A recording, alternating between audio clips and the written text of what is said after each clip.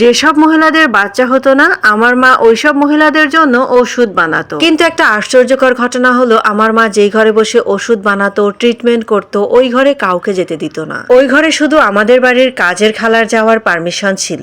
আমারও বিয়ে হলো এই 3 বছর, কোনো বাচ্চা হচ্ছে না। মাকে বললাম, মা তুমি তো সমস্ত মহিলাদের জন্য ওষুধ বানাও, তাহলে আমারও চিকিৎসা করো তুমি। আমার মা এই কথা শুনে খুব রেগে গেল আর আমাকে বারণ করলো। তারপর আমি আমার কাজের খালাকে বললাম আমাকে সাহায্য করতে। আমার কথার কোনো উত্তর না দিয়ে খালা মুখটা লুকিয়ে মায়ের কাছে চলে গেল। তখন খালা বলল তার মুখে তেলের ছিটা লেগেছে, তাই মুখটা লুকিয়ে আছে। আমার কথাটা বলল না। পরের দিন আমি কাজের খালার পরিবর্তে মায়ের ঘরে গেলাম। ওখানে গিয়ে যা দেখলাম সেটা দেখে আমি খুব আশ্চর্য হলাম। আমার মায়ের নাম শিরিন। গ্রামের ভিতরে সব থেকে বেশি পড়ালেখা করা মহিলা ছিলেন আমার মা। আর গ্রামের মধ্যে আমার মাই প্রথম মহিলা যিনি ডাক্তার। কিন্তু আমার মা তার পড়াশোনাটা একদমই কমপ্লিট করতে পারেনি। আমার নানা হঠাৎ করেই মারা গিয়েছিলেন।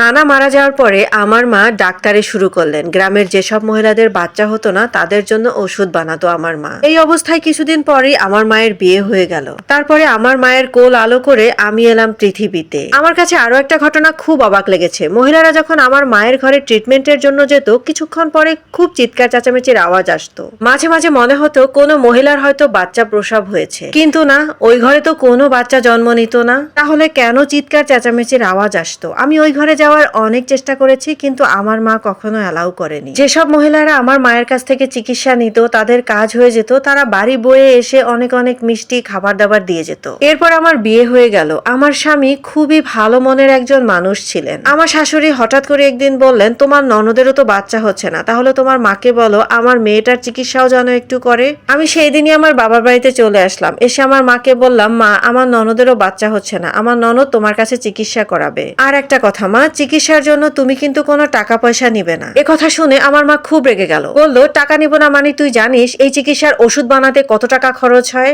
আমি তখন বললাম, অত শত বুঝি না, আমার ননদের কাছ থেকে কোনো চিকিৎসার টাকা তুমি নিবে না। আমার মা মানতেই চাইছিল না। একটা পর্যায়ে বলে দিল আমি কোনো চিকিৎসা করাতে পারবো না। তারপর বাবার মাধ্যমে খুব কষ্ট করে মাকে রাজি করালাম। আমার ননদের চিকিৎসাও হয়ে গেল। এরপর আমি আমার ননদকে জিজ্ঞেস করলাম, আমার মা কিভাবে তোমার চিকিৎসা করলো গো? ননদ তখন বলল, তোমাদের বাড়ির ডাইনিং টেবিলে বসিয়ে তোমার মা আমাকে ওষুধ লিখে দিয়েছে আর কিছু টেস্ট করতে দিয়েছে। তখন আমার ভিতরে খুব সন্দেহ কাজ করলো, আমার মা আমার ননদকে কেন রুমে নিয়ে গেল না? তখন অবাক হয়ে গেলাম। বেশ কিছুদিন কেটে গেল, আমার ননদের কোনো বাচ্চা টাচ্চা হলো না। আর এদিকে আমারও বাচ্চা হচ্ছে না। বিয়ের প্রায় 3 বছর হয়ে গেল, মাও কোনো গুরুত্ব দিচ্ছে না। এদিক থেকে বাহির থেকে যারা আসছে তাদের সবার চিকিৎসা করছে, কিন্তু আমার কোনো চিকিৎসা করছে না। মাকে বললাম, মা আমার জন্য তুমি কেন ওষুধ বানাচ্ছ না? তখন মা বলল, আমি কোনো ওষুধ বানাতে পারবো না তোমার জন্য। তখন মাকে বললাম, কেন তুমি আমার জন্য ওষুধ বানাতে পারবে না? মা কিছু বললো না। তখন বুঝতে পারলাম ওই রুমে এমন কিছু হয় যেটা আমি জানি না। এরপর আমি কাজের খালাকে ধরে ওই ঘরে গেলাম। গিয়ে দেখলাম ঘরটা পুরো অপারেশন থিয়েটারের মতো। অনেকগুলো মেশিন ছিল আর একটা বিছানা রাখা ছিল। আমার মা একজনের ট্রিটমেন্ট করছিল আর আমাকে খালা ভেবে রিপোর্ট দিতে বললো। তখন ওই রিপোর্টে দেখলাম ওই মহিলা কোনোদিনই মা হতে পারবে না। আমার মা মহিলাকে জিজ্ঞেস করলো, তুমি কি স্বেচ্ছায় কাজটা করতে চাও? মহিলা বলল, হ্যাঁ।